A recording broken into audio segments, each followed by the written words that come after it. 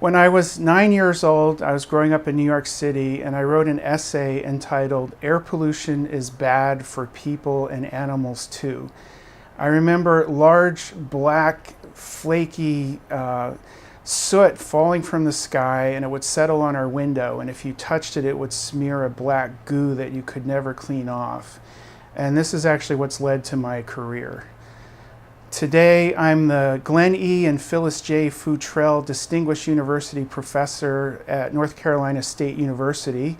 I teach and do research in environmental engineering in the Department of Civil Construction and Environmental Engineering.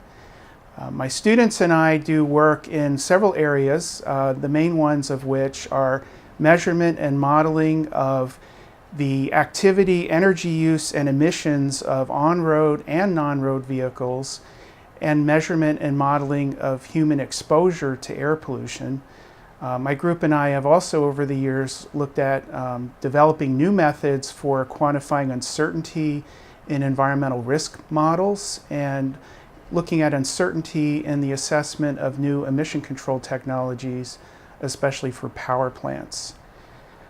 In terms of the vehicle work, there's over 1.3 billion vehicles on the planet which emit pollutants that contribute to approximately 200,000 premature deaths annually and globally. And this is why my research team and collaborators in Portugal, Hong Kong, China, and elsewhere are looking at the role of real-world vehicle emissions and how can we use alternative technologies, different fuels, improved behaviors, and interactions with the transportation infrastructure to prevent or control these emissions to protect public health.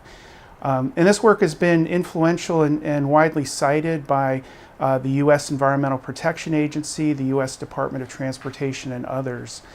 The other work I've done in exposure and risk assessment has been cited by the World Health Organization and by the Intergovernmental Panel on Climate Change.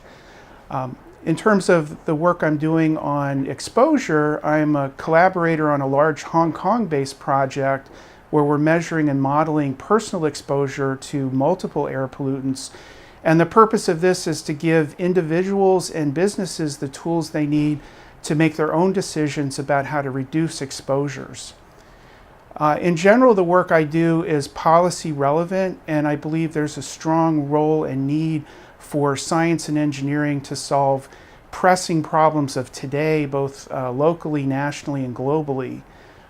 This is why I've dedicated my career to the study of air pollution and why I invite you to join with me in this pursuit.